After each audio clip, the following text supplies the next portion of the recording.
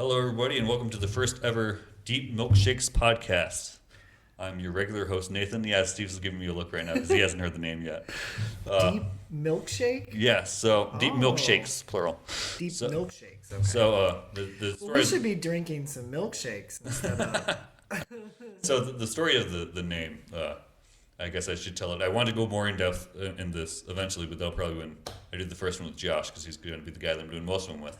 Oh, good. But it comes from this saying that one of my friends, Cameron, told me that a good conversation is like a milkshake.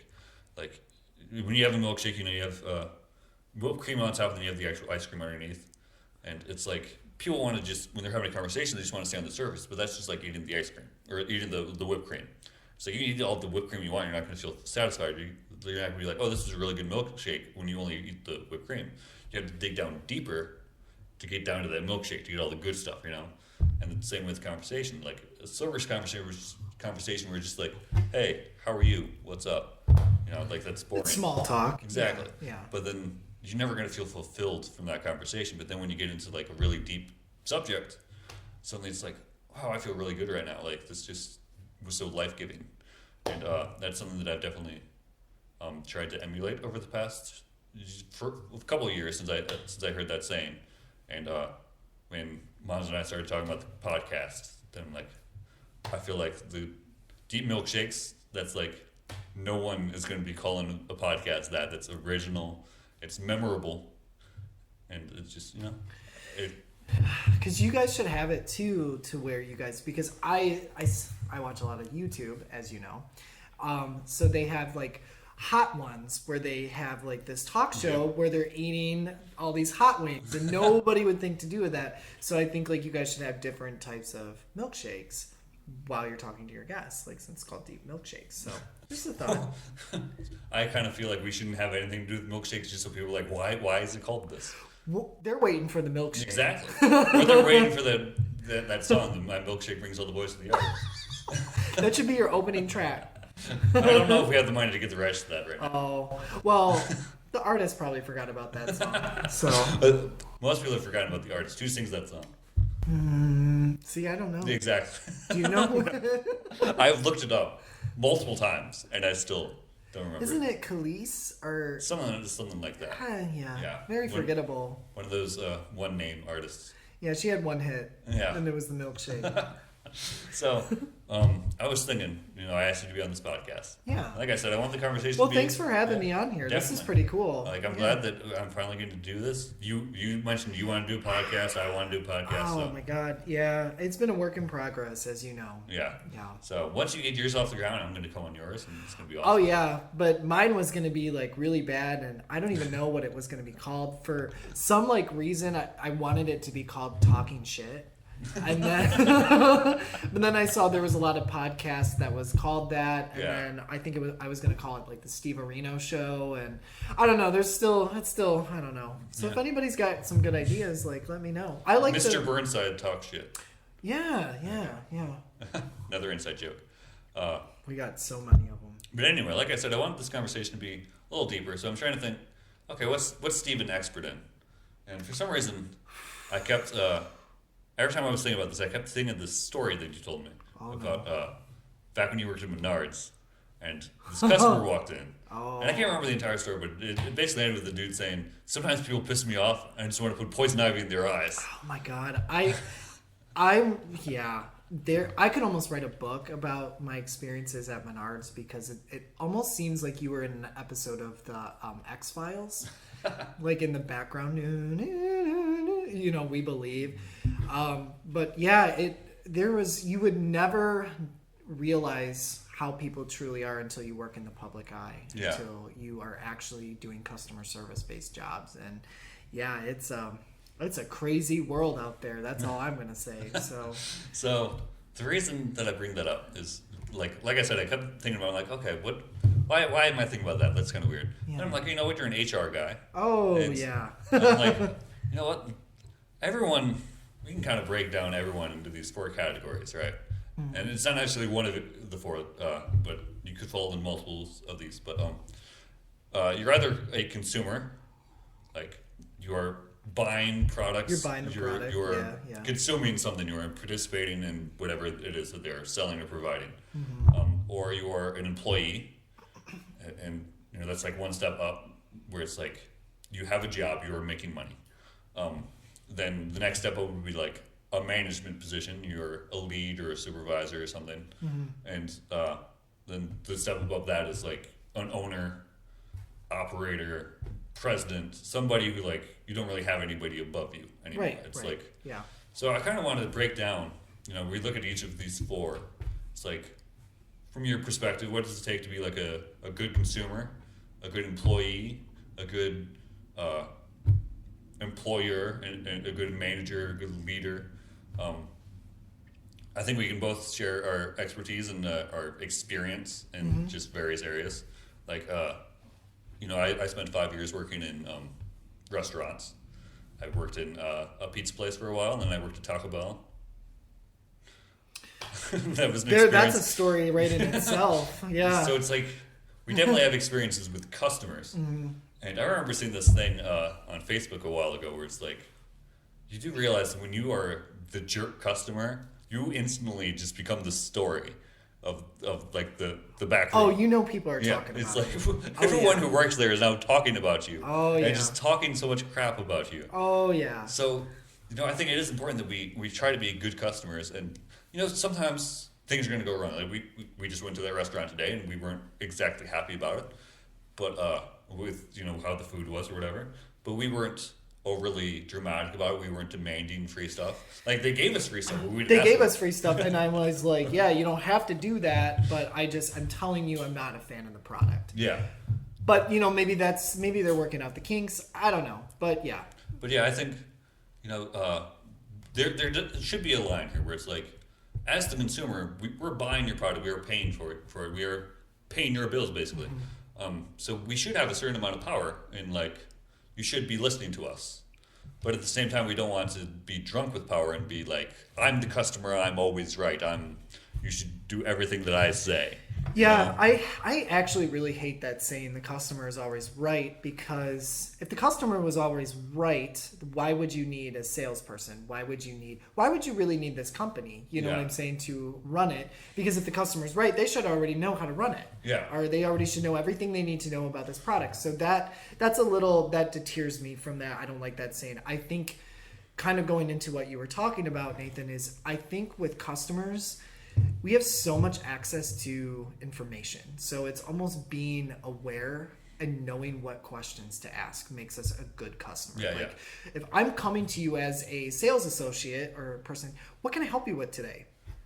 As a customer, I think it's important that you say, I'm looking for this specifically, blah, blah, blah, whatever you're trying to do. And that gives a good idea for both sides of the party. So that's my little tidbit for that. But I could go on all day if you wanted me to. It's a podcast. I have no time on this. I want it to be at least an hour and less than a day. So we're like judging 6 hours. Got it. This is going to be really fun editing. Yeah, I think like people come in, and the one thing that really pisses me off with a lot of consumers is they'll come in and they'll ask questions like, well, what should I do? What's your opinion on this? And you give them, as a sales associate, you give them your opinion and say, well, I really like this product. And they're like, well, I don't. So it's almost like they're contradicting themselves. Yeah, it's like they want your opinion, but they don't want to do anything. But they don't want to listen to what you have to say. So why ask the question? It's almost like asking the waiter, well, what's good on the menu? Yeah.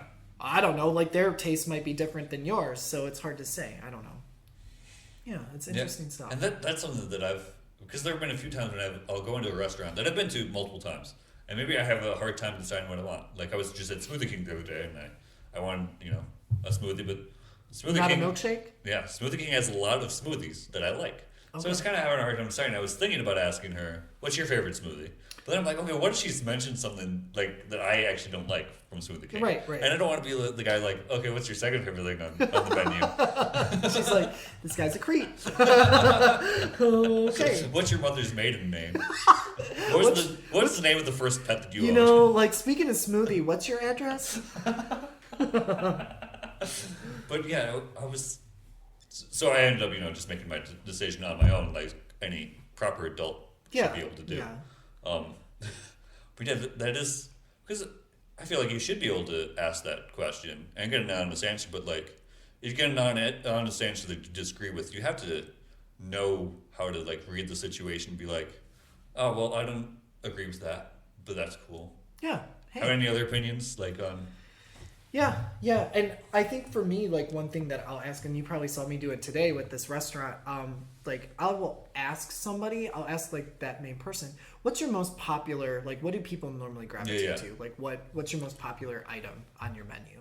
Not like what's your personal favorite, because I don't really care about what your personal favorite is, but what do a lot of people really like here that, you know, might be something that I might either adapt to or be like, I don't feel that. So that's kind of for me. And I feel like even if I were a waiter, which I've never been a waiter, but when I was working at the pizza place especially, when people would ask, you know, what's your favorite thing on there? I know that I have weird tastes, and that my favorite thing is going to, like, probably gross you out, especially when it comes to pizza, because after working at a pizza place for 4 years, I've tried a lot of different combinations of toppings and found really weird ones that I really like. So, but like I feel like as a wait staff or, you know, someone working in a restaurant or whatever, when someone asks you that question of what's your favorite thing, you're actually kind of trained to not actually answer with your favorite thing. You answer with, like you said, the most popular thing. Mm-hmm. Like, oh well, a lot of people get the everything pizza, right, or the supreme pizza or whatever, you know, whatever it is, yeah. So yeah, I think that's a good look at customers. So obviously, you know, sometimes you have complaints, and I think it's we have to find a proper way to like inform them of our complaints without being, you know, a dickhead about it and not demanding to see your manager right now and all that. Personally, I think I actually go too far the other way, where it's like I'm upset about something and I just won't say anything because I don't want to like rock the boat or whatever, you know. But I think a lot of people fall in that category too. Yeah. And like I always said, from working in food service, that it's just like 10% of the customers that ruin it for everybody. That just like make you hate working with customers, because it's the 10 that are just the most vocal, the most aggressive, that just like drive you away. So there is some happy medium in there. And what are your thoughts on what that happy medium is?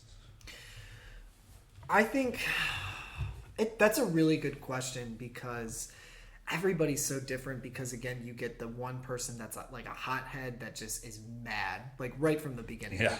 An order comes out, it's not what they ordered, so they're going to yell and scream and make everybody uncomfortable at the table. And then you have people that are just like go with the flow, like, oh, you know what? I didn't order this, but you know what? I'm going to try it. And it might be your favorite meal. So, I mean, like, handling a situation, I think it's like knowing the situation, but I don't know. That's an interesting question, because it's like I'm one of those people that I just kind of assess the situation, and if it's getting worse and worse and worse, that's when I'm getting more frustrated and I'm getting a little bit more pissed off. But, I mean, if the wait staff is cool, like for example, tonight, it was like, she came and asked us how the food was, and I'm just like, it's okay. I didn't say it was bad. I didn't say it was good. I just said it was okay. And she's like, well, okay, what does that mean? Yeah. You know? And I didn't really know how to like digest it. Like, you know, was this something that I just personally picked that didn't go well with this meal? Like, I don't know, you know? So it's, you got to assess the situation. And another thing, this is kind of a bit of a side cut, but you said something about the wait staff, and the thing about that restaurant, I thought the waitress did a phenomenal job as a waitress. She did. You paid for the bill, so thank you again for that. You're welcome. I don't know how much you tipped, but I hope you tipped her well, because obviously any problems that we had were not with her. It was just with the food in general more. Yeah. So I thought she did a phenomenal job, and that's something that a lot of people get screwed up, going to restaurants. And it's like, oh, I don't like this food. Clearly it's the waiter's fault. I'm going to reduce their tip now. Right. Which is just ridiculous. It's like if you know, you order a drink and the wrong drink comes out, that's probably the waiter's fault. But they're not back there making the food. Exactly. Normally they're not handling the food. They're not. All they do is they put in the order. I mean, there is a chance that yes, they might have written something down wrong or put it wrong in the pad now, because everything's, you know, electronic touchscreens or whatever. Right. But for the most part, yeah, those aren't the waiter or waitress's fault, so we shouldn't be penalizing them for it. And we need to make sure that we're, separating those two things out. That just because you're having a bad experience at a restaurant does not mean that you need to tip poorly. There have been a few times when I have like tipped very poorly, but it was because you and me both. Yeah, it's because it was at the Steak and Shake that is now closed in Toledo. Oh my god. But that was like waiters not busting table. Like he said he was going to clear off the table. He didn't. He just brought out a dirty rag and like left it on the table. Yep. And he was very inattentive. He was getting our drink orders mixed up and wrong. And that's when I'm just like, okay, I'm just going to round up to the nearest dollar and you get my change. You get 50 cents, buckaroo. Which is kind of crappy. I realize that is kind of crappy still, but because the tipping system is so flawed to begin with, and it's not something that's really found outside of America, but that's an entire different conversation. But yeah, so I feel like we've covered customers pretty well now. So the next step was employees, I guess. First step is you have to get a job. You have to ace the interview. You have to and pass a drug test. Yeah. Like, that's a huge thing, believe it or not. Oh, I believe it. And you got to make sure you get to work on time and have some way to get to work and get home. Yeah. And pass the drug test. Like, that right there, I know that a lot of people will laugh at that, but that is like, do you know how many people can't pass a drug test? Yeah. Like, for McDonald's. Like, I don't know. I don't know. Like, I've actually had friends who will ask their friends for, like, to pee in a bottle so that they can, like, fake the drug test, which is just so friggin' stupid.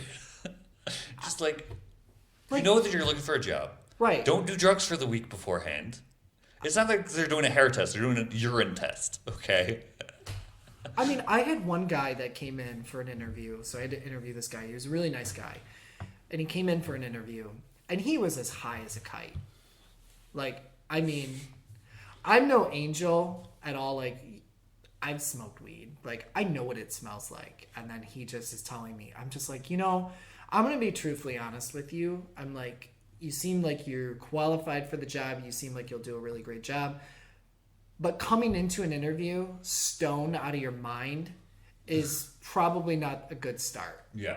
And he's just like, oh, I'm not stoned. I was in the car with my buddy, and my buddy was just smoking a big fat doobie, and like, I just like, you know what? I don't need to know all that. Yeah. But that's my thing is like, if you want a job, it doesn't matter what job you get, but just make sure like you're sober and you can get to work and back on time. Yeah. That's it. That's all these employers are really, and you know what's really bad? I'm not going to say this. This is kind of going a little sidetracked too, but this is the fun of the HR is some employers for marijuana, now that Michigan is kind of like this, not recreational state, but it's like a medicinal marijuana. Some employers, they've had such bad luck with trying to hire people because nobody can pass a drug test. They just, if it's weed in their system, they just don't even look at it. They hire them. Which I can't say is a terrible thing. I personally think that marijuana should be legal. I don't think it's that bad. I think it's been villainized a lot. There's worse drugs. Yes, exactly. There's worse. Obviously, if you're coming in and you're dropping and you have heroin, LSD, PCP, something crazy like that in your urine, then that's probably not. I don't want you operating a forklift while you're, I mean, I'm not sure that I necessarily want. Well, the worst thing about operating a forklift with marijuana would be that it slows your reaction time. So I wouldn't want that. But at least you're semi-focused normally. And they're happy people. Yeah, they're happy and they're not going to be speeding down the. No. I drive super slow, and I drive that forklift as fast as it will possibly go. But even too, you could hit somebody with the forklift, and then you're like, they probably are like, "Hey man, it's all cool, dude." Like, yeah. I actually had a very, very close call the other day where I almost, it was the closest I've ever come to hitting somebody. I'm not gonna lie, but because I was sober and I was, I had my focus and all my bearings right, I was able to stop fast enough. I was able to see, oh crap, I'm about to hit that person, and slam on the brakes. And it was fine. No one got hurt.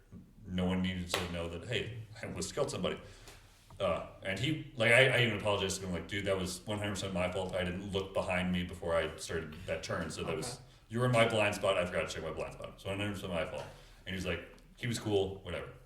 But, yeah, if I had been on drugs, marijuana, even, I might not have reacted fast enough.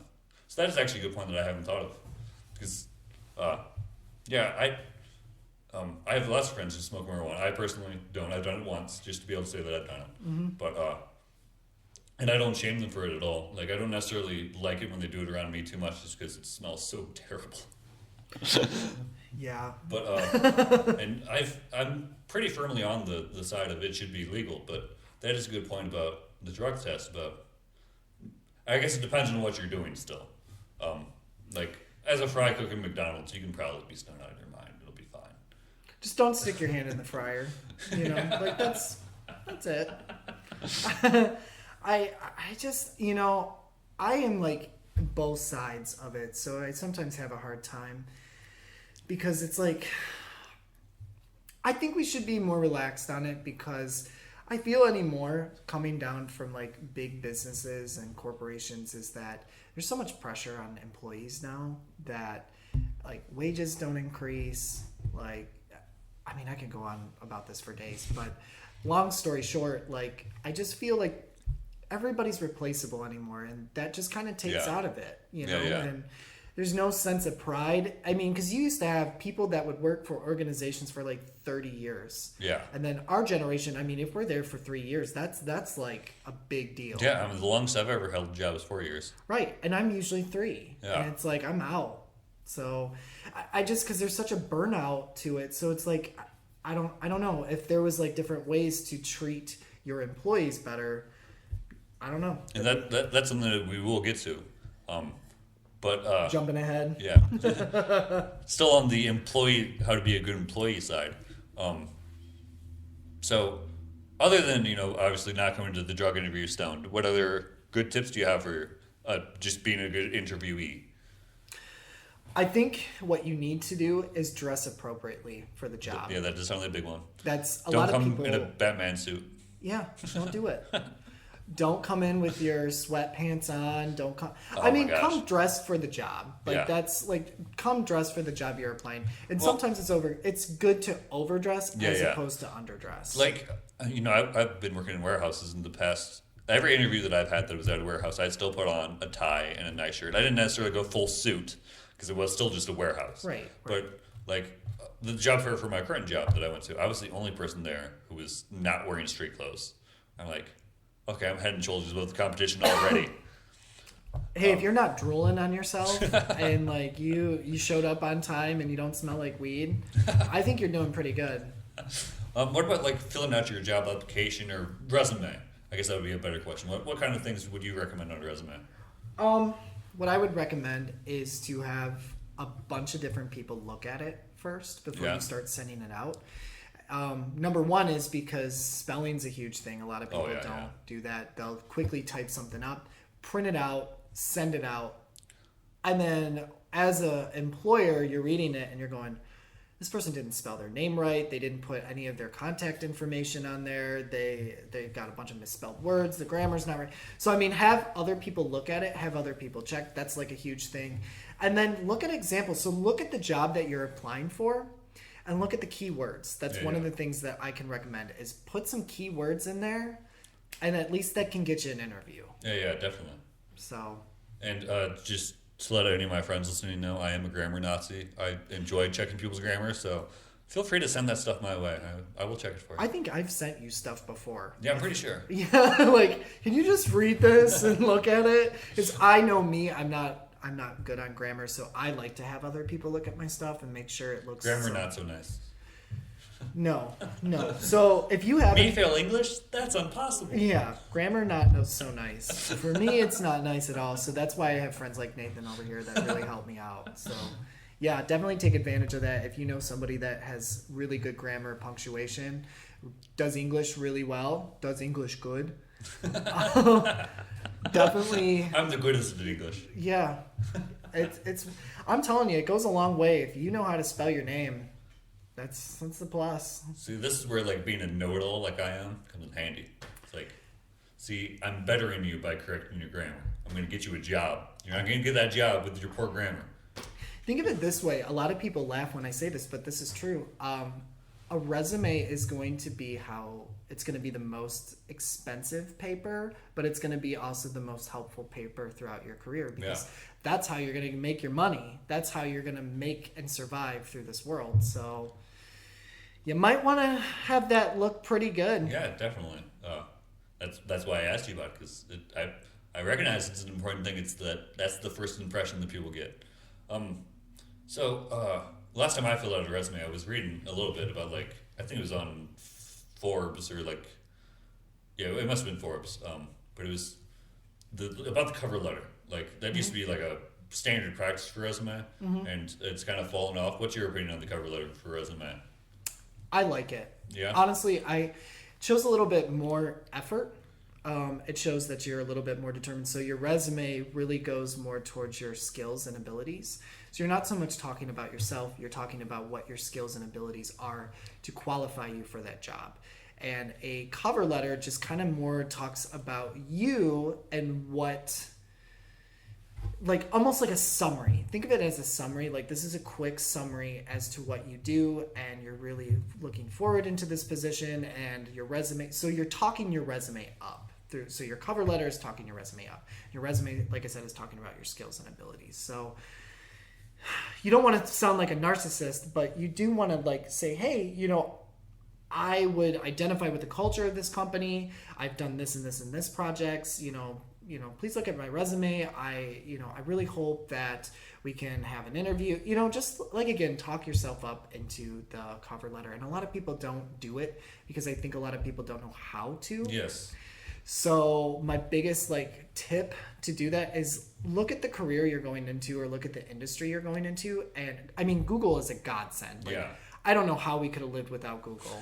Right. But look at Google, and there's a lot of templates out there that shows just a cover letter to be a customer service rep, or a cover letter to be an accountant, or a cover letter for this. And it's going to give you really good examples, and you can obviously take some of that and then tweak it to sound like yourself.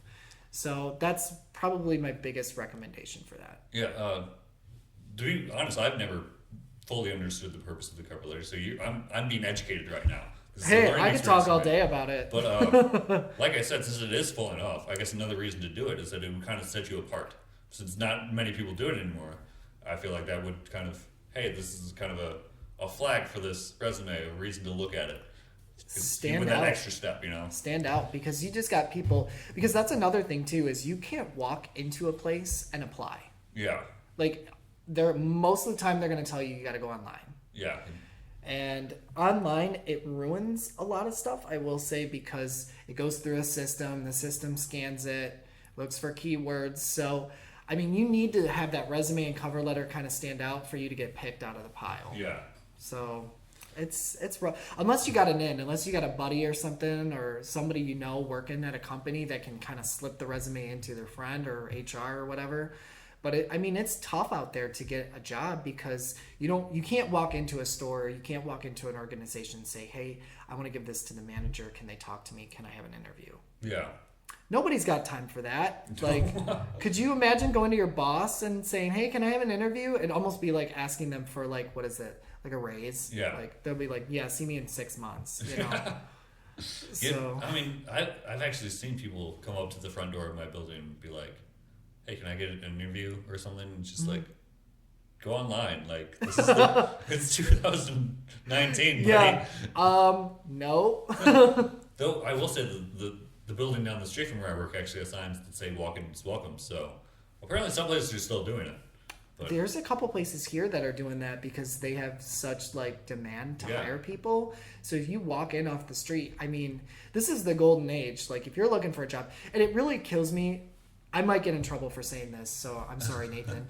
But it kills me when I see somebody that is homeless that can probably just walk into a job and somebody would hire them.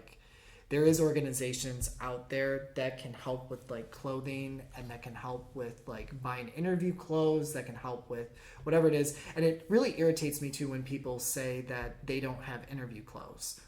there's usually a Goodwill or some kind of Salvation Army or Yeah. something to where you can just make it for like a week or something. Like you can buy clothes cheap. Yeah. You know, and I mean, there's some good, decent looking clothes in there that you can really get by until you start getting a steady paycheck. Then you can go out there and really do it. But anyway, that's kind of like my little rant. I mean, there's more to the homeless situation than that. Like, there probably are some people who could, but a lot of them would actually fail drug tests. And Yeah. a lot of them also have just mental health problems. That's what. That's a whole Yeah, other thing. so, yeah, mental health issues really bad. But I remember someone telling me a story of like they actually like every day on their way to work they passed a homeless guy or a guy begging at least, and finally they're like, hey, I can get you a job if you want. You know, I know some place I can hook you up basically. And the guy asked him, well, how much does it pay? And he told him, I can't remember what it was at this point, but it was something along the lines of minimum wage, maybe a little bit more. And the beggar's like, no, actually, I make more begging than that. So there is this subset of homeless people, or at least unemployed people that are just begging, that are doing it willfully because they can make more money than entry level jobs, which is sad. That is so sad. Like, that is, I don't know. That's just, it kind of pisses me off in a lot of ways too. Because there are actually like truly homeless people that would die to have a job, or that would really kill to have a place to sleep or, you know, live. But anyway, that's like a whole nother, that's a whole nother show. that is down the rabbit hole we go. Oh man, it doesn't take much for us. Yeah, it really doesn't.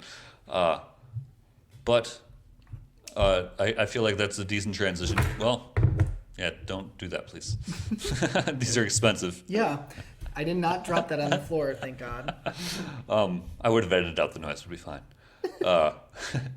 Anyway, so back into the employees. I was going to say this was a good transition, but into employers, but I don't think we've covered the hiring process now. Yeah, but yeah. Actually, okay, so being a good employee, obviously, you know, you have to show up to work for like on time. Oh my gosh, I'm blanking on the word. On time, when you're on time on a regular basis, you're not late, you're not tardy. I'm going to think of it at like 3 o'clock in the morning. Yeah, I think so, yeah. Someone listening right now is like, dodge this word. Just showing up and being there, you know, so that's the number one. And the thing that bugs me, I'm a hard worker. Like, I'm not trying to toot my own horn, but beep beep. I'm a hard worker, and like I get to work. If I'm on the clock, it's like, okay, you're paying me to be here. You're paying me to do a job. I'm going to do it. I'm going to do it the best that I can. Unless I'm in like a really, really, really crappy mood, then that might affect my work. But even like I remember working at Taco Bell, there were days when I'd like literally wanted to kill myself. I was literally going through a suicidal depression phase. And you know what? When a customer walked in and I was working front register, I would still walk up with a smile on my face and say, "Hey, welcome to Taco Bell. How may I help you today?" Like, it was the easiest thing in the world to fake. But in general, I try to be a hard worker. And the thing that bugs me and drives me nuts is when my coworkers just stand there and do nothing. It's like, guys, you know that we could be calling overtime tonight or something. It's like, come on, let's just work, okay? It's not that hard. I mean, it's work. It's not called happy go fun time for a reason. Yeah. It is work, but like my job isn't that strenuous. It's not like I'm breaking my back or anything. Like, the heaviest boxes I have to lift up are maybe 30 pounds, you know, and those are just like the absolute heaviest. That's not the average by far. So it's like, I'm not doing anything hard, and it's not that hard to not be lazy. You know, it's just, you stay diligent, you stay working, and you'll get through the day. And and like I was telling you earlier, my job pays extra for that. Like, if you are extra hard working, you're doing things fast.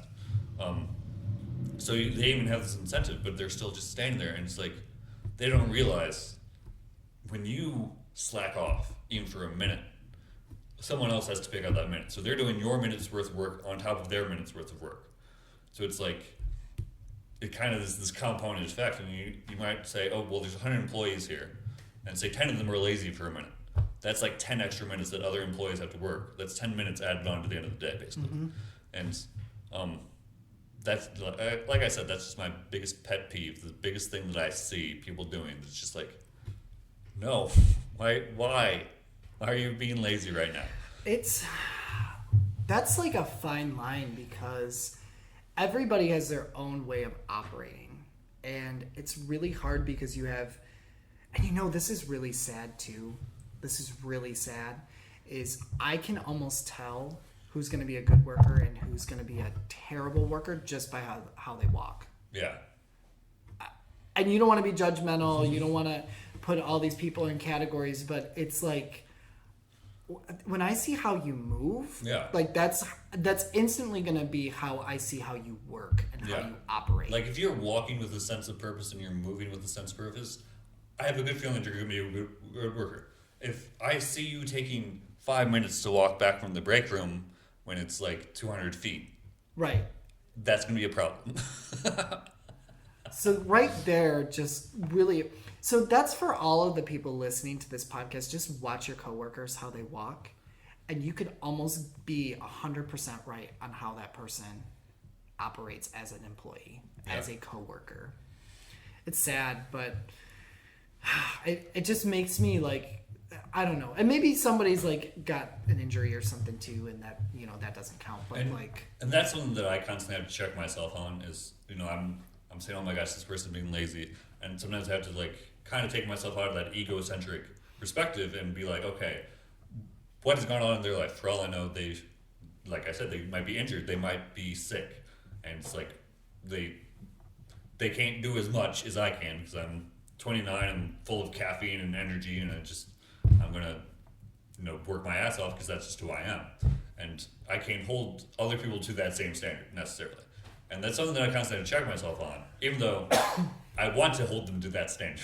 Because it's like, no, I want you to be a good worker because I'm a good worker. Why can't we all be as good as me? Oh, yeah. Again, not trying to sound egocentric or egotistical, but I kind of but I mean, I think that's what kind of makes you and I different from some people too, because then it's kind of going back to the nature versus nurture, to where we came from hardworking families. Yeah. Like you and I came from hardworking middle class families. We were never really given anything. Like we had to work for what we wanted. Yeah. And it's like you're not going to go out there and just expect people to give you stuff. You have to work. You have to go out there. You have to earn it. And Yep. that's just kind of how we grew up, and that's just how I see it. You want to have money to buy fancy stuff. You want to have money. You got to go out there and you got to really make something of yourself. Yeah. And that's it. Like that's it is what you give, I guess. So I don't know, but I guess like getting back to this, you kind of said a little bit more of like how you have like really good workers and really like kind of not so great workers. Something new that we started doing, and it's really kind of taking off in Michigan, is called EOS, and it's based off of a book, and I actually have the books, but they're called What the Heck is EOS, and through my work, we're doing a lot of different workshops on it, and it's something that we're really getting really big into, but it stands for Entrepreneur Operating Systems, and what that means is everyone has a specific role, and they're held to a certain accountability for that role. They're held up to a certain productivity of that role. And I think what that needs to happen in every organization, because it's so much you're not pointing fingers and harassing people, because as an HR person, that can get you and your company in a lot of trouble if you are harassing somebody because they're not doing their job. Whereas with this system, it's like, well, the numbers are here, you're slacking in this, you're slacking in this, you're slacking in this. Is this a separate conversation, or is this not a good culture fit as a company for you? Yeah. Like, is this a goodbye? Like, what do we need to do? Because you're not meeting your goals, you're not meeting your numbers. So is this because of something else going on outside of work? So, I mean, it kind of dives deeper into being that good employee, because you want to get to your goals, or we call them rocks. Like, you have company rocks and then you have individual rocks. And for us, like, we got to complete these rocks in a week, or we got to complete these certain rocks in a quarter. So it's like making sure you're held accountable and you have these set goals. And if you're not doing them, it's not only bringing you down, it's also bringing your entire team down. So it's you being held accountable for your role. Yeah. So it's tough. It's hard. And a lot of people don't like it, especially when you're not completing your rocks every week and you haven't got your stuff done. But that gives you a lot of self-reflection. Like, I need to get this done. Or you know what? This is not something I want to do. This is not an organization I want to be in. And it's a hard goodbye, like, thanks for being here. There's the door. Yeah. So, I mean, I guess we've kind of segued right into something that employers can do is, we have to hold employers have to hold employees accountable for stuff. And I guess you have to do it in a good way again, though. Like, as a manager or a leader. Maybe you're not the guy who's signing the paychecks. In a smaller organization, you might be, but in a big company, you might just be middle management. You're the guy who's dealing with the employees on a regular basis. And, most places that I've worked now have had some kind of numbers tracking, metrics and stuff. And, it was, but the thing is, at my last job, people weren't being held accountable uniformly across the board. Like, there were some people who were slacking off or not hitting their numbers, made it clear that they could not hit their numbers, would not hit their numbers, and they were still just allowed to work there. And it's just like, okay, why is this person still allowed to work here, but you fired this other person for not being able to hit their numbers? It's like, why are we making exceptions? Are we being uniform? Some of that has come up in meetings in my current job is favoritism. Oh yeah. And I kind of have mixed feelings about the entire favoritism complaint, because sometimes it's just like, no, they're being a better worker than you. That's why they're getting entrusted with more than you. And maybe it seems like we're picking them more often because they are consistently better than you. And so I feel like there is that side of it, but maybe there is a favoritism thing, like it is like nepotism. Maybe they're related to you, maybe they're your friend or something, and maybe they brown-nosed enough so now that they're in good with you and they know that they can get away with more. Welcome to corporate America. I mean, almost every organization you're in, there's what we call, I call it company politics. Like, who's in bed with who's like brown nosing who, like, it's hard to be. And I think, like, and I'm not trying to sell EOS, but I think this really has helped us as an organization, because some people come out of this meeting crying, like, and these are like top management people, like, getting so upset because they're so passionate. Like, you have operations managers and you have like these sales managers, and like they're very passionate about it, but you have to really step aside as yourself and what is best for the organization and what is best for the company or what is best for the employee. So it's kind of taking your personal baggage out of it and making it, but that, in a way, it kind of gets rid of the politics of it, because everyone as a team can see, oh, this John over here, he is slacking. He doesn't meet his goals, but he's like favorite with the boss, but he's not doing what he's supposed to be doing, and everybody sees it. Yeah. And then you have this facilitator that's doing this EOS is saying, John, what's going on here? Why are you not doing your goals? Why are you not completing these things? Like, what is happening? Why you're not doing this? And it's an ugly situation, but again, it's getting rid of those politics. It's getting rid of that favoritism to where it's like, oh, he can keep doing it. He's just got a lot going on. No, it's like, no, you're killing us on our numbers, and we're all being affected as a team by it. So I don't know. It just depends on the organization, and office politics are not fun, and favoritism is not fun, especially because I've noticed this too, and I'm sure you see it in your employment, is sometimes when you come in as a good worker, as a good employee, you get taken advantage of. Oh, yeah, definitely. And because they're like, oh, well, Nathan will get it done. Steve will do it. Steve will do it. And then it's like, by the time you realize it, you have 120 some projects and you can't even touch one because you don't even know where to start. Yeah. One of the most important things that I learned when I was a lead at my last job, so I was basically the lowest tier of management, was the ability to say no to my supervisor. It took me a while to like get to that point where I'm like, no, wait, I can say no to him, and like, I only have so many hours in the day. I'm only supposed to be here for this many hours. I don't want to be here for more than those hours. I wasn't sure I was getting paid by the hour, so I got overtime pay, so it wasn't like the end of the world, but still, it's like, I have other things to do, I have a life. This is just, I'm not living to work, I'm working to live, So when I've reached that point where I'm like, you know what? No, like, I can't do that. I can't. Like, that is a powerful thing to be able to say. I would use it sparingly and use it wisely, and don't like say no to everything, because then you're kind of shooting yourself in the foot. So you're not going to move up in a company if you say no to everything. Because you just get that like, oh, I'm not even going to bug him with this, or he won't want that, when you might actually want it. So it is important to find, again, balance. Like that's been like the word of the podcast is balance. The in between. Balance. Yeah. But yeah, so you have to know your limits, and you want to push yourself a little bit. You want to, because that's how you grow, just pushing yourself. But you also don't want to take on so much and be a yes man, and then next thing you know, you're stressed out of your mind because you have 120 projects to do and you can't touch any of them. Right, yeah. It's and then I see these companies, and I know you probably have seen them too, to where it's like, oh, they got a daycare center here, oh, they got a workout center here, and oh, they got this stuff here, and it's like, I almost look at it as, oh, you don't have to even leave the building, you can stay, go work out, go back and get some work done, drop your kid off, go get some more work done. So, I mean, I don't know. I see these companies and it's like, I don't feel like there's a work-life balance. Yeah.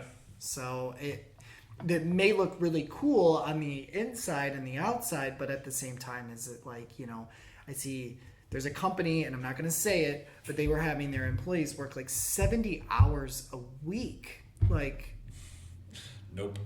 SMH, shaking my head. Nope. 70 hours a week. Like, I mean, I'm just going to camp out right here. Like, do these people even go home? Do they sleep? Like, what? That's insane to me. So, I mean, there have been times when we've worked overtime at my current job, like the I call 12 a day, and we're all joking about putting up cots and just sleeping here, because why not? We had to be back here pretty soon. But it's like 70 hours a week, that's, I mean, what are they working 10 sevens? Or, I'm sorry, 7 tens? They're working 10 days in a week. Oh, yeah. They're working 7 days a week, 10 hours a day. Come the 7th day, it probably feels like 10 days. Yeah. You know, like, I don't know. That's just... Like, I guess we're jumping ahead now to just, you know, the company owners, the people who are...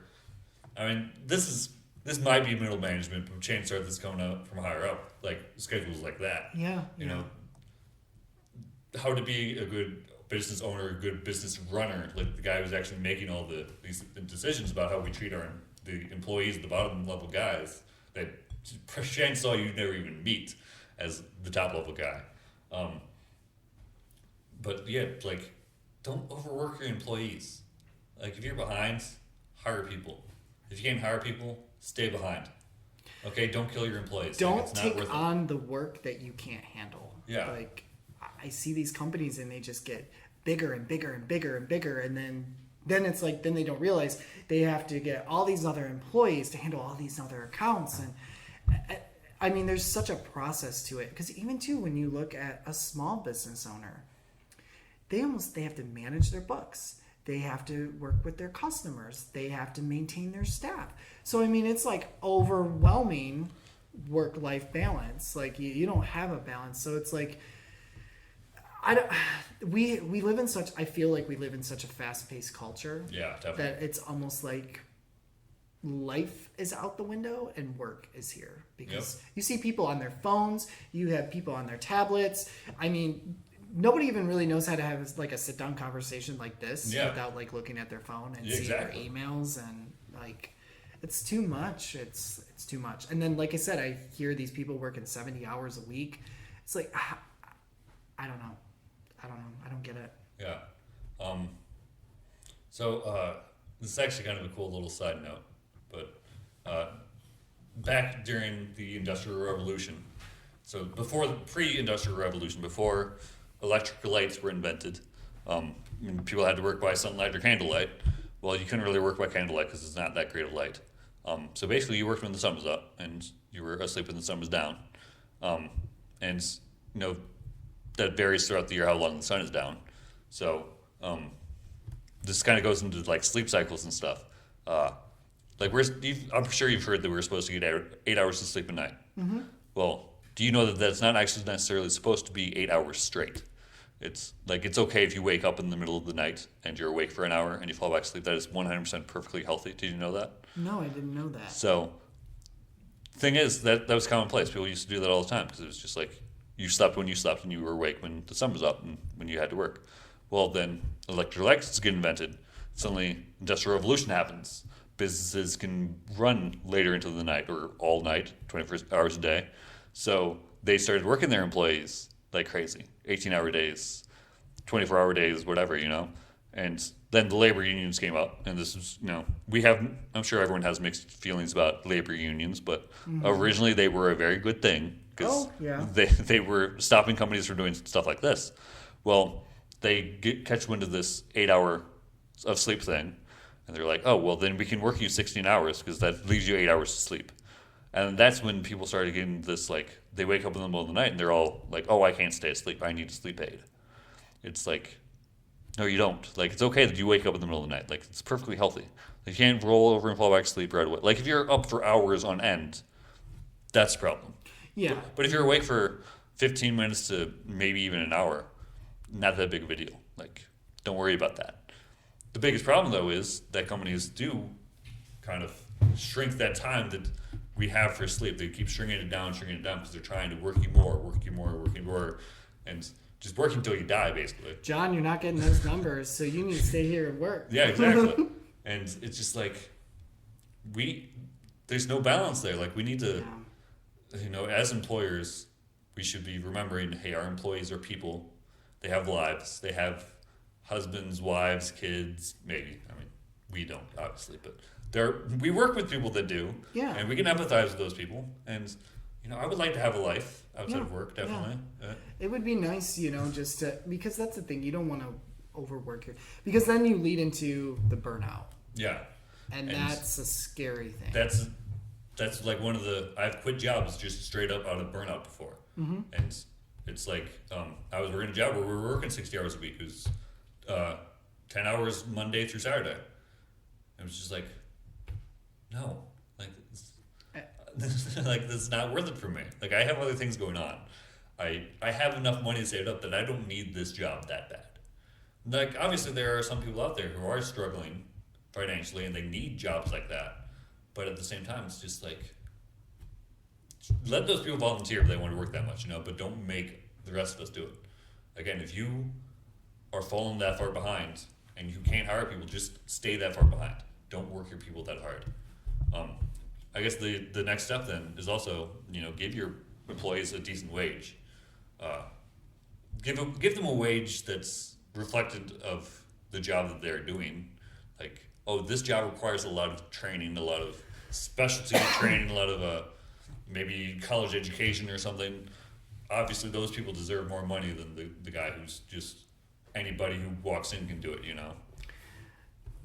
So kind of going into the wage, I am a huge fan of apprenticeship programs. Yeah. Like, I could honestly, this is a separate podcast, but just like short and dirty, is something Michigan has realized, and I think the country as a whole started realizing, is that you send all these people to universities and colleges that come out with a bachelor's degree or a master's degree, and then they end up being overqualified, or they have no work experience. Yeah. They don't know what they're doing. So then you have all these people that are in college debt. And I mean, like, it just kind of keeps going on and on. So now what a lot of companies have been doing is they've been setting up these apprenticeship programs to where you start out at a basic wage. As you progress, as you complete classes and you complete on-the-job learning. So you're getting that experience and you're getting that like skill set and abilities to learn this job, and it's not just your standard electrician, plumber, construction worker. They're doing like IT related apprenticeships. They're doing they're doing IT. They're doing apprenticeships for nursing. They're doing apprenticeships. They're doing IT and IT.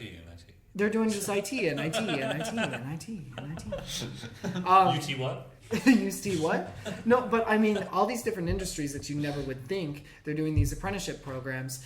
And these people are not only coming out with a certificate and a journey worker, they're not calling it a journeyman's because that's sexist. It is sexist. A journey person. So it's a journey person's person card. who's been on a journey. They've been through this journey. They get a card. They've had to climb mountains. We've been doing pretty good about not being silly, and now I think we hit that point. I'm being derailed. And this is like one of my most favorite parts. But in all seriousness, like I think I love it going back to the apprenticeship programs and like having people start at a wage, they finish at a good, decent living wage, because that's something that we really need is a living wage. You don't need to be making billions of dollars to live. You can make a good living wage to make it. And I think it's important to have, I think also too this, I'm going to go off on a side note really quick. I was about to go off on one too, so you're good. I think it's important for employers, for employees to set them up with financial programs, because a lot of people don't know how to manage their finances. Yeah. I mean, I know people that work at Ford that make good money and they don't have a dime to their name. Yeah, which is sad. So it kills me when I'm like not making that amount of money and I have more money than this person. Yeah. But anyway, I just think that's something that they could help I'll do with. a quick plug. Dave Ramsey. Have you ever heard of Dave Ramsey? It sounds familiar, but I can't place So it. he's a Christian speaker who talks about financial, like getting out of debt kind of stuff. Basically, okay. No, I don't know who it is. Yeah, when he was like 26 years old, he had millions of dollars worth of property. But the problem was, in order to like develop all that property, he had borrowed all this money, and he was in incredible debt. And his bank got bought by another bank they called up as known. So I wonder if he was through college debt. Like, I'm sure he talks on college debt, but no, that wasn't this. He was okay. straight up just like he started to become a real estate developer like right out of high school. I declare bankruptcy.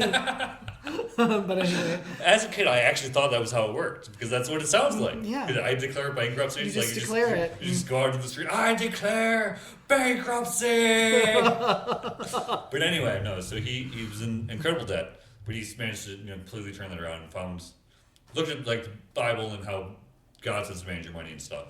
But I think even if you're not a Christian, this is wise teaching if you're bad with money.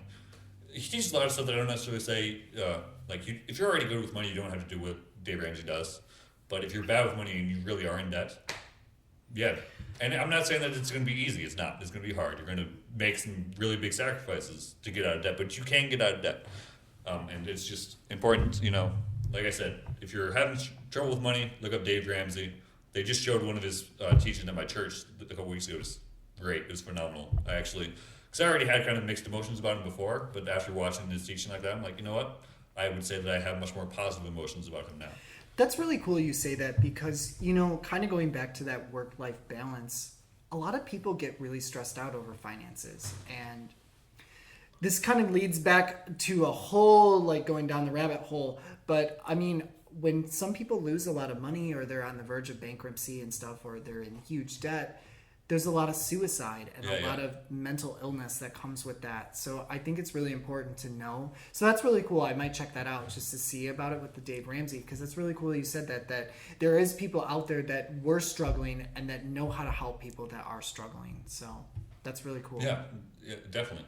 Definitely check him out. And, if you know anyone who's struggling or in a bunch of debt, send him to Dave Ramsey. I'm pretty sure he has some free resources. He also has books and stuff, and I'm pretty sure he does seminars that actually cost money. Oh, I bet. Yeah, I bet. I won't get into that because I'm trying to speak up Dave Ramsey so I won't tear him down with some of my not so positive thoughts on him. But a different thing that you said that I wanted to go off on a tangent on was you said something about a livable wage. Mm-hmm. I don't like that phrase. Oh, okay. Yeah, explain that. So I'm a bachelor. I'm in good health.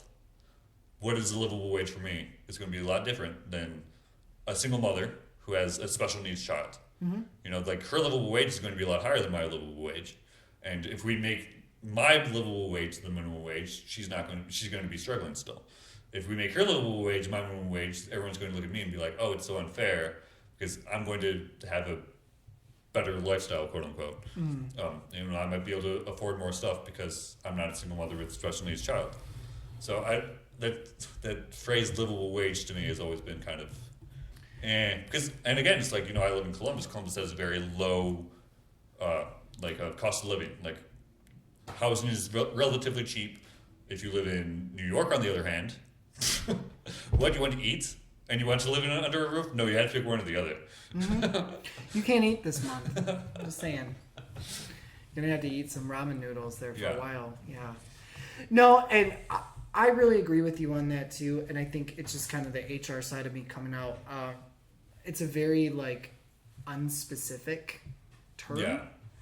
And I guess when I say livable wage, I mean something to where it's comfortable for you and your family to where you're not struggling financially. I guess that's what I mean. Like everybody, so yeah, not getting into specifics, but it's like, you know, something to where you can afford to live, again, where you're not struggling with finances or debt or anything like that, but you have enough money to live, but you also have enough money to spend as well on other things. Yeah. So living comfortably. Yeah. So definitely. And I feel like that goes on not just the employer to give you a quote unquote livable wage, but also for you to manage your finances well. You know, it's all like you have the money, and well, as a Christian, I don't believe that you actually have any money. Like nothing belongs to you. Everything belongs to God. You are just a steward of what God has given you. And I feel like that is actually a lot of like when Christians struggle with their money, it's like, okay, first thing you have to realize is it's not your money. It's God. You are just a steward of it. And are you stewarding it well? Are you doing a good job of, taking care of your money and like spending it wisely and making sure you're not, splurging on everything? Like I always feel just a little guilty when I'm like, I'm going to go buy some comic books because I always spend too much money on comic books. I'm like, that wasn't necessarily the best use of my money, but at the same time, it's like I'm not in debt. I'm doing fine. I have the expendable income. I don't think God's going to be like, oh, you're going to burn in hell now because you bought those comic books instead of, donating more money to the church or whatever. Because I already give plenty. I give generously to people and to the church, and I tithe and all that stuff. So it's like, yeah. That was a big tangent. No. It's just, I guess it's what you choose, because I think of it this way. You work for what you earn. Yeah. And if you want to go out and you want to buy a bunch of drugs and you want to do whatever it is you do with those drugs, or you want to go out and you want to buy a new car, or you want to go out and buy something for your child or children, or everybody has their own way of like what is comfortable for them. And that's, I think, kind of on a religious note, like I feel like that's what's great for God to help provide that, is like you are given your path. Yeah. Like, you are what you make of it, type thing. So. And I think the important thing to remember is if you are the kind of person who wants to spend all your money on drugs, don't be all upset that you have no money and you have all these drugs. Yeah. like that you made your choice. You had your money and you chose how to spend it. You made your bed, and now you gotta lie in it. So, I mean, is that a good, everything has consequences to it. Yeah, you bought a new car. Is this probably the car that is gonna get you, is this a gas efficient car? Is this, so there's a lot of things that come with everything. Yeah. So even just drinking a pop, is that something that you want to spend your $2 on? Or should you have it's bought... Faygo. It is a lot less than $2. Thank you very much. But you could have bought a pack of gum or something, whatever you want. But yeah, that was. I'm holding on to mine. Don't you move. Maybe we'll use the handles instead of the tripods next time. Oh, that might be a better. This is still a learning experience. Like I said, this is the first ever Deep Milkshakes podcast, so we are kind of experimenting a bit. I almost want a milkshake. Who doesn't? Milkshakes are good. So, let's talk about milkshakes, because I kind of want... not a deep conversation. Are we, still on the deep conversation? Are we getting into more, funny stuff? Because all these people are yeah, I checked out at the drugs. That's the thing. I'm sure a lot of people checked out and just thought, oh my gosh, why are they talking so seriously? Oh, yeah. But it's that's what... Oh my gosh, I love a good serious conversation about something real, It's an actual true, keep it real. This is something a lot of people don't think about, is working. Yeah. It's it's just something you go do. Yeah. And that you don't think or about. even just being a customer. That's what we started off with. It's just how to be a good or bad customer, Oh my and God. it's we are a society. We are a social creatures. We are social creatures. We need to interact with each other. We can't make it on our own. No man is an island, And it is important to know work is like the main way that we interact. It's the economy. It's buying and selling and goods and services and trading and everything. We are interacting with each other and doing that, and we need to make sure that we're doing it in a palatable way, that we're not making the other party go home and beat their kids or something because they're so pissed off about their work situation.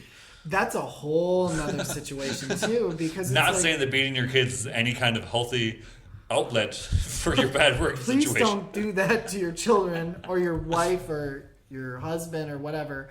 I was gonna say something, I totally forgot. Yeah, I'm good at that. I still haven't remembered that word, by the way. It's driving me. It's driving me nuts. It really is, because it's one of those words that I've used a million times in my life. Punctual. Be punctual. There we go. I knew it started with a P. Yeah, don't pee in your interview. Don't pee on your unctual. So I think like there's always those customers, and there's always like, I don't know. It's just one. Have you ever had this moment when you were working in a customer service and like you were in a good mood, and then a customer comes in and completely derails that? Yep, definitely. I mean, don't be that customer either. Like, don't come in and just be pissed off, man. You know what? If you're going to come in pissed off, leave it at the door. Yeah. Like, these people are trying to make a living. These people, like waiters, waitresses, anybody in a customer service industry, leave them alone. Like, if you're going to be a bad person to them, like, leave it at the door. Don't. Just go home, I think that's another thing we kind of need to talk about is find a healthy outlet. Yeah, definitely. Because I think a lot of people don't have that, or they just don't realize that they need to do something to have a healthy outlet. Yeah. And we all get angry. We all get upset. We all have negative emotions. It's a completely normal thing that's human. Hardwired into our brains, okay? So it's like, you shouldn't human. feel like a terrible person because you're angry. Like, it's okay to get angry, but yeah, it is definitely important to have the healthy outlet. Like, I do music, so I write poetry. For me, art is a very good outlet for those negative emotions. It allows me to get them out, but also not blow up on somebody, even though my unhealthy outlet is to yell at and flip out on people, which I do on a semi-regular basis. I'm getting better about it. It was like work in progress. When I was at my last job, I would blow up on somebody like at least once a week, like really lose my crap. But I feel like I've only done it. I've been working at my current job for well over a year now, and I've only had like maybe 3 times when I've really lost it. So I mean, again, 3 is not perfect. Like, that's still 3 times that I maybe shouldn't. And honestly, I will actually say one of those times was kind of justified, and since I did it, that person's work ethic has improved. So I kind of stand by my decision to do that to an extent. Still, maybe not the best thing to do in the world, but it worked, so I can't argue with results. And I felt better afterwards. Yeah, my biggest issue is sometimes I'm so blunt, and I just kind of say stuff, and it doesn't always come across very nice. So I'm definitely working on that too. We all have our faults. I think that's what just makes us human. And remember that too, like, even if you are an employee, your boss always has faults. Like, everybody has downsides to them, and some people are working on it. Some maybe don't even realize they have it, or whatever the case may be. But it's always important to find a healthy outlet, whether you're at work. Like, sometimes if you're at work and you have this job where you don't really talk to much people, maybe put on some music or something that you like. I wish I could put on music at my work, personally. I mean, or like me, if I'm getting frustrated or something, I just sometimes walk away. Maybe I'll go for like a walk or something, or take a break. That's another one of my outlets. Is I'm a hiker. Yep, just there are so many walk it off. Good metro parks. There's a good metro park that we just went to. Yeah, here today, like right across my work, there's a beautiful metro park. So just go out, like, just take a break, like, just walk around, get a breath, fresh air, or whatever. So just find a healthy outlet, because a lot of people get so stressed out and they get so worked up and they get pissed off, and then it just affects everybody else on your team, and then it's just a domino effect. So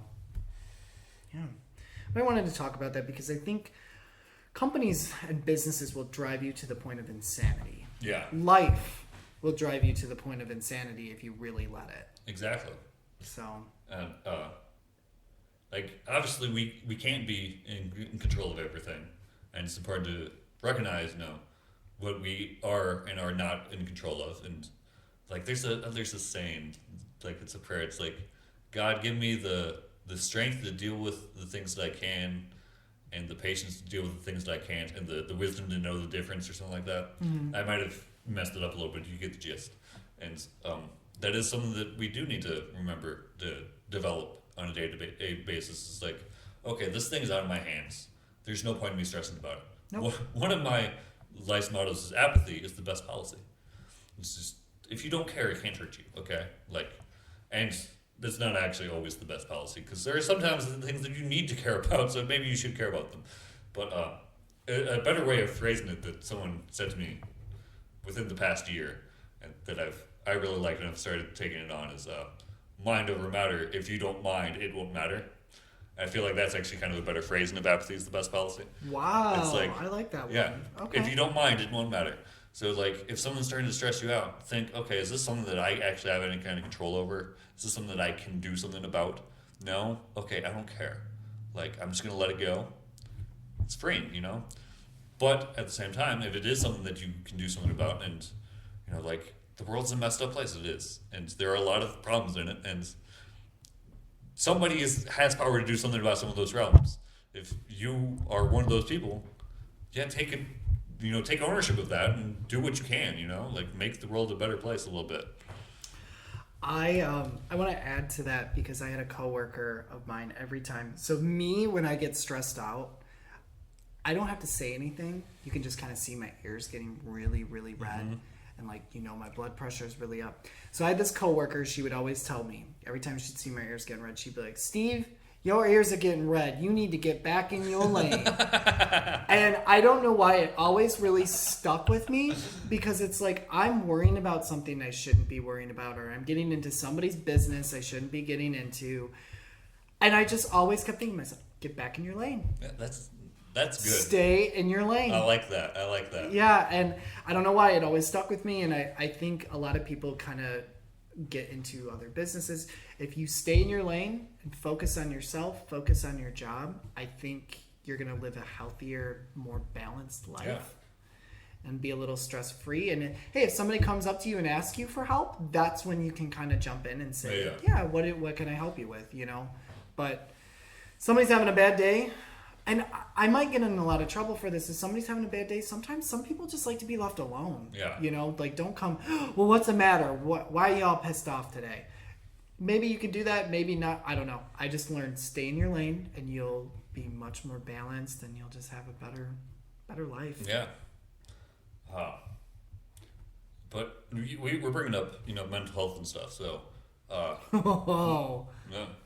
Whoa. But going back to, like how to be a good employer or owner or whatever, I think a good thing that they can do is provide access to good mental health care. Mm-hmm. I think that's something that's really lacking in America, and that's a lot of the problems that we have kind of stem from poor education on mental health, and, a certain stigma of, I don't want to, be the guy who's labeled as depressed or whatever, Like I openly admitted on this podcast earlier that I've suffered from suicidal depression. Now, it's a serious thing. Yeah. Now, personally, I've never actually gotten any professional help for it. Probably not the most healthy thing to do, but part of that is because of the stigma of it, and just it's expensive. Like, it's not necessarily easily accessible. I don't necessarily want to, pay the kind of things that I have to pay in order to, maybe be more balanced. Now, also that would get into other stuff about my opinions on mental health care professionals right now, about whether we got some listening right now. Like over prescribing drugs instead of counseling people. Yeah. But that's here, you just need a Xanax, that's all. Chill it's out. like, I don't want to go down that rabbit hole this podcast. That is definitely something that I want to. That is definitely something. When I have someone who's maybe a bit more of a chemist or a biologist or pharmacologists, something like that, where they have more knowledge on it. I would love to get into it. Yeah, And definitely. but again, something I'm trying to do with this podcast is I'm trying to avoid talking about things that we don't necessarily know about. Like today, I knew I was having you on, so I wanted to talk about HR because that's what your degree is in. That's the field that you work in. So it's like, Yeah. we should be talking about working and being a good worker and being a good employee and all this stuff. It's important because I mean, HR, we get a lot of bad rap because Toby. yeah, Toby's really to blame. If you're an Office fan, Who do you think you are? why I'm Toby. are you the way you are? That's the thing is a lot of HR people, we get bombarded with everything. We're kind of the middle ground to management. We're the middle ground to employees. So employees are coming to us with their problems. Management is coming to us with their problems. So we get overwhelmed with nothing but problems. So it's a very thankless industry. Yeah. And if you think about it, I heard something like this kind of going back into the HR. There's a company that actually doesn't call their HR staff HR. They call them the Pulse. And I asked about that. I'm like, why do you call each other the Pulse? Like, what does that mean? Yeah. If you think about it, the HR is the heart of the company. They are the rules. If you need ethics, integrity, the rules, you need somebody to create that balance, not only for your management, but for your staff. If you don't have a heart of an organization or a body, you don't function. You don't live. So an HR is trying to balance all that out, and they're trying to make it comfortable for everybody. So they used to call them personnel, and now they call them HR, which I think is so boring. Anyway, I really like that. That really stuck with me, where this company calls them the Pulse, because, again, without your HR, you have your medical benefits. Like, that's a huge thing that you were talking about for mental health. Like, it's important that your employees are taken care of. You never know when you're going to wake up one day and you're going to have cancer or something medically happens, not only to maybe you, but maybe to one of your family members or something. Life can be full of surprises and you never know what's going to happen. And it's important that you have those options to help you with your life on that. And what else? I mean, there's so much to it, but it's important that you're getting paid well.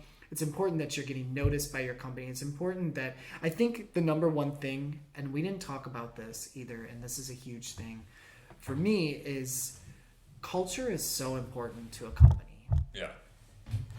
It's about hiring the right people that fit the culture.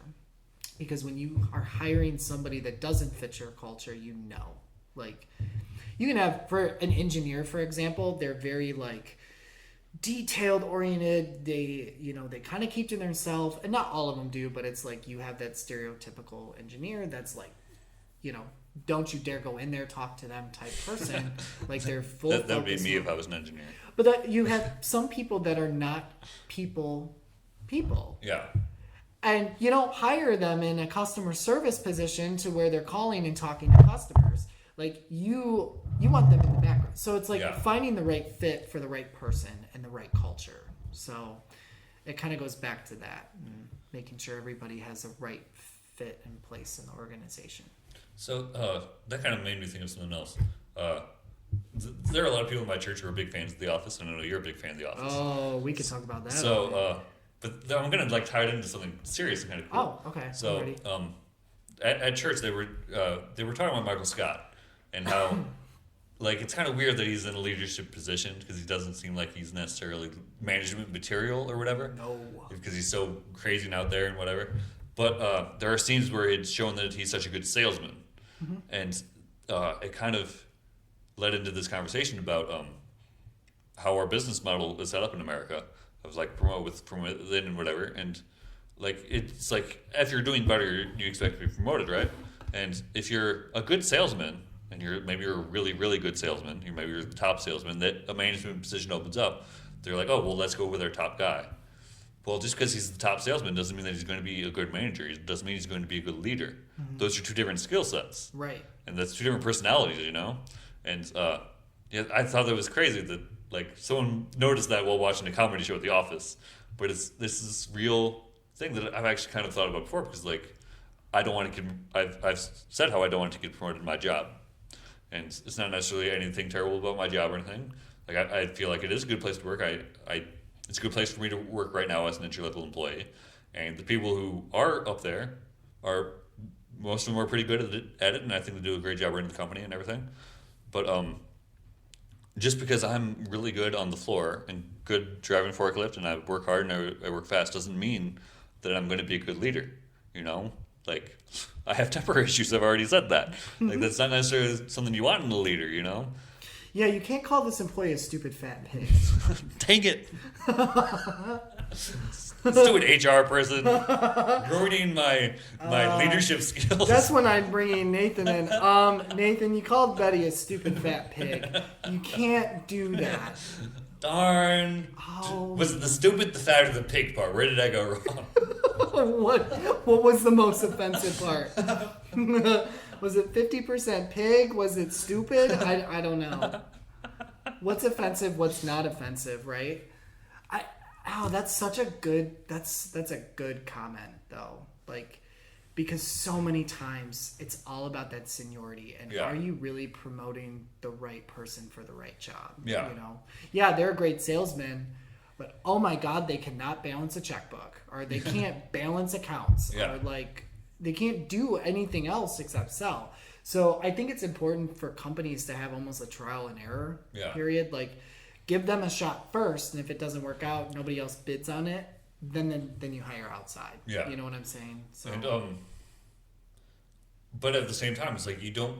If I'm working at a company for 30 years, even if I'm not getting promoted, I expect to get something. Yeah, you know, you get like a wage increase. And, like if you're the top salesman, maybe don't promote your top salesman. Maybe give them, like you said, a wage increase. You know, most salesmen get commission. Maybe give them a higher commission. You know, like, oh, since you're such a good salesman, you're going to get a higher percentage of your stuff because you're doing such a good job, you know, and you've been here for so long or whatever, you know. So it's like you still have to have those incentives for your employees to stick around and do a good job, because otherwise they're doing a great job and they're not moving up. Why would they? They're not going to stay. Yeah. They're going to jump, and I think that's where employers and employees need to have healthy conversations. Yeah. Like, hey, you're doing a great job. You know, what can I get you to stay? Like, what would make you stay here? And some of them will even say just the benefits. Yeah. Like, some of them won't even say a paycheck. Like, it just depends on that person. You know, maybe somebody wants more vacation time with their family. Honor that. Like, if this person's getting 5 weeks of vacation and this other, they could start somewhere else and only get a week off. Yeah. Like, that's a huge difference right there for somebody. So exactly. I don't know. And that kind of like leads into another thing that I think a lot of just management in general can do better is thanking your employees for doing a good job and making sure that you make sure that they know that you noticed that they did a good job. Something that I've experienced in the past is like working somewhere where you can do something right 1,000,000 times and not hear a peep about it, but then you screw it up one time and suddenly they're acting like you've never done it right in your entire life. Mm-hmm. It's no, like they did a good job. Make sure you're recognizing, hey, you're doing a good job. Keep it up. Now, even something small like that, it doesn't have to be a big to do. It's just like a little, hey, you're doing a good job. I see that you're doing a good job. You know, anything that makes them know that you know that they're doing a good job, you know? And that way, if they do screw up and you come down on them, it doesn't feel so crappy. Mm-hmm. It's like, because you recognize that their good work and you're also recognizing their bad work. You know, it's important that you recognize both. I think for me, for example, like I have a couple people that are on my team. So I lead a couple people on my team. And I thank them every night before they go home. And I say, thank you for everything today.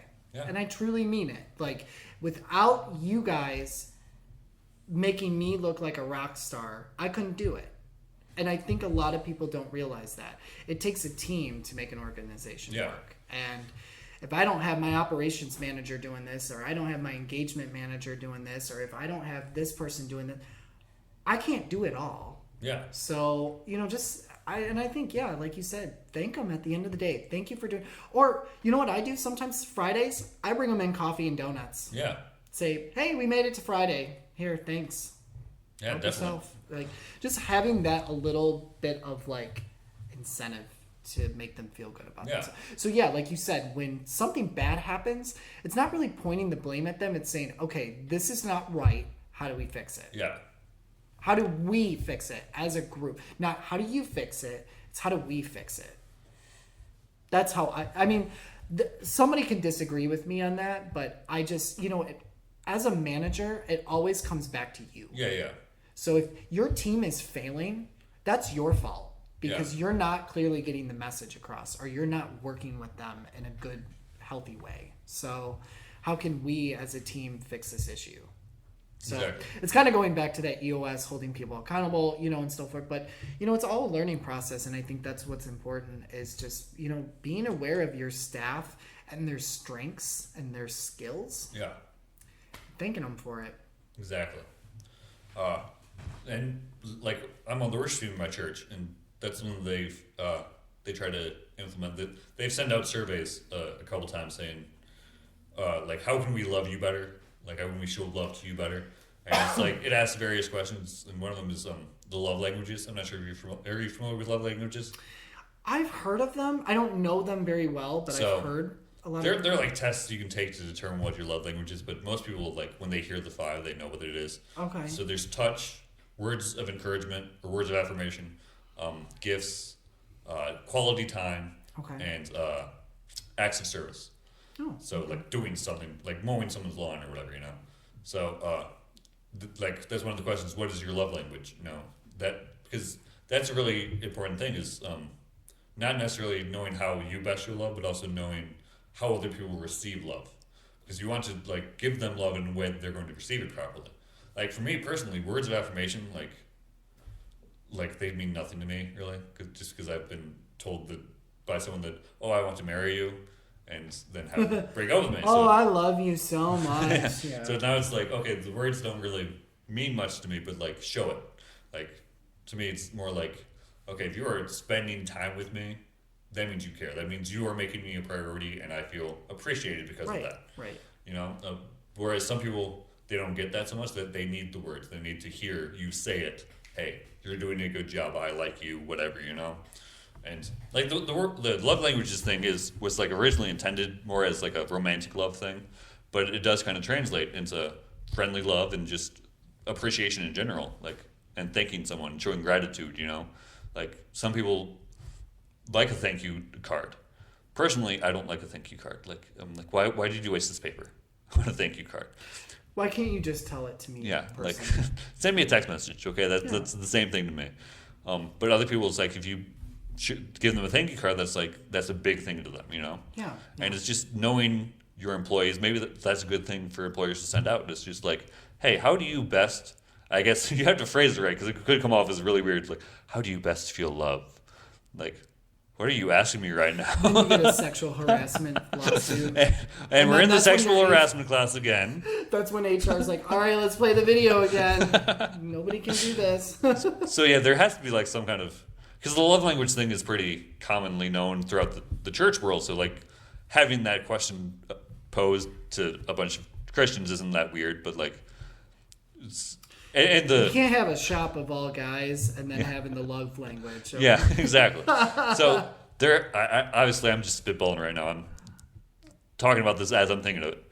So in the work world as an employer, maybe there is a way that you can phrase that in a tactful way, and like maybe do that as some kind of survey, or like in a one-on-one situation, just like, hey, how do you best feel thanked? Like, what are your opinion on thank you cards? Or do you prefer just to, like, what if I were to buy you, like, go out to lunch with you? Like, how would you feel about that, etc.?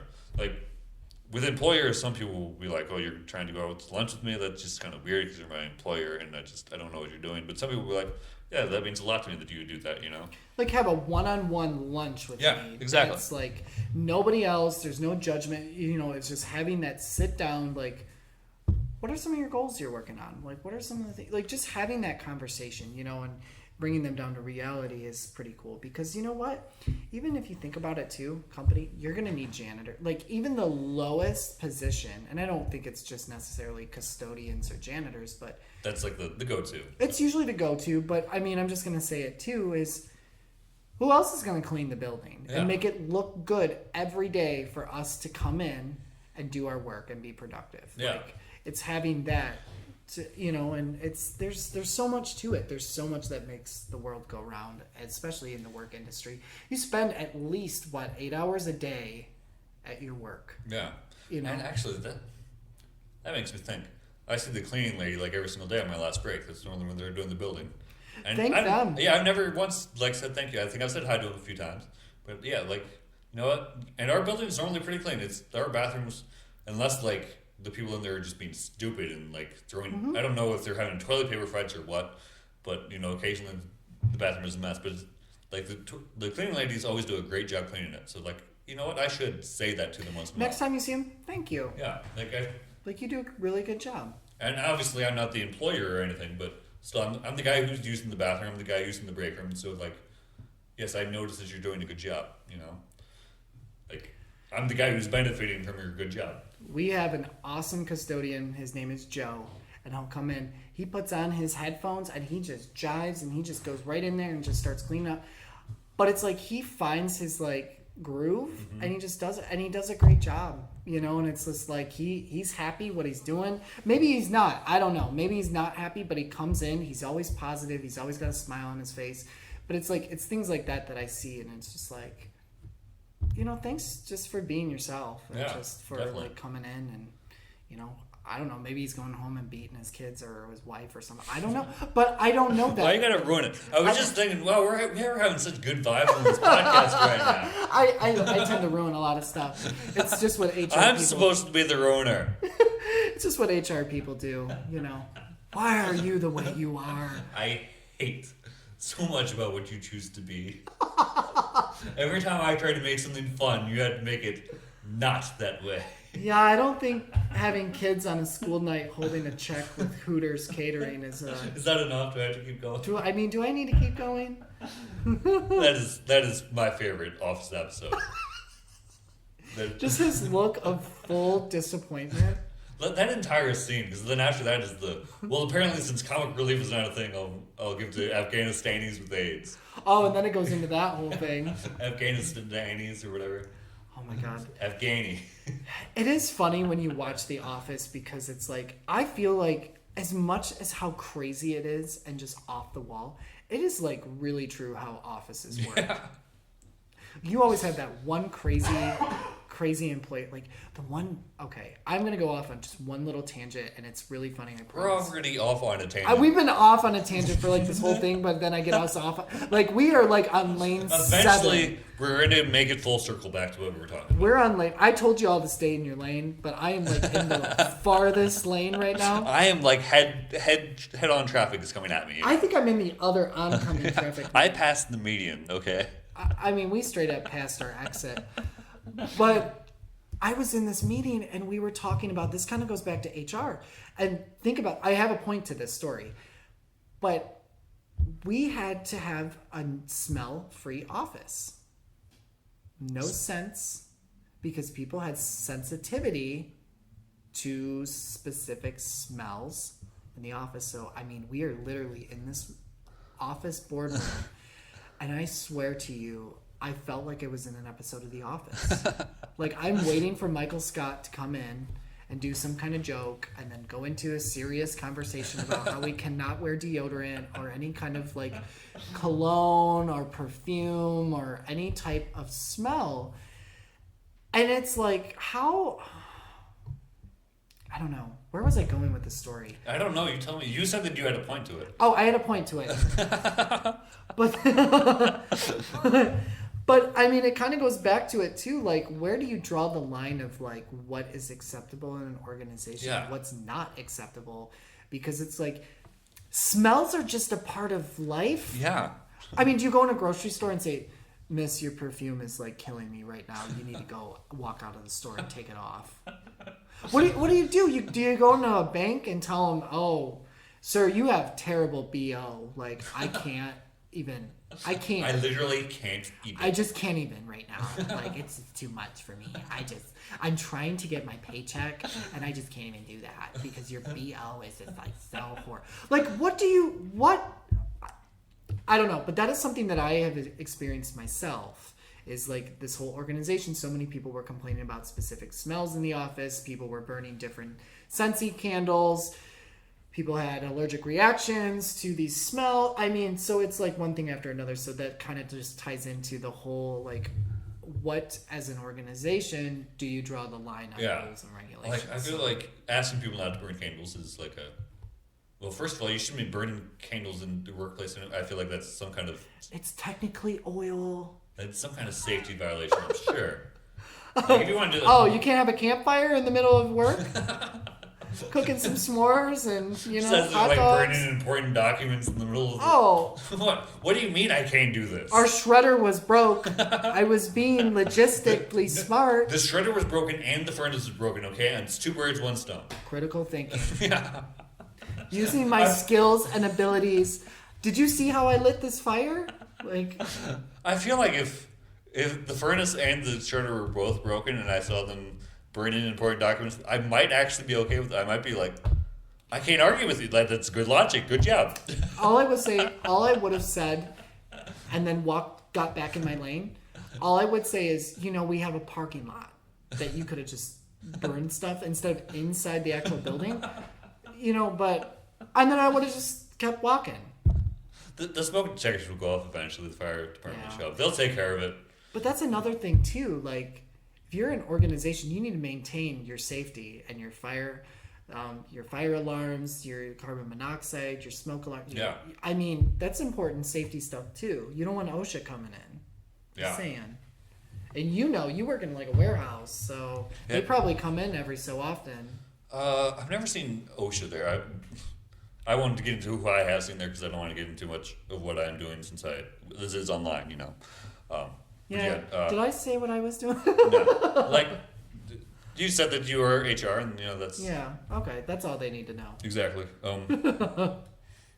Eventually, maybe if I ever really take off, then we can afford better security, then we can be a bit more open and honest about exactly what we're doing and exactly what our expertises are. But, oh yeah, we don't...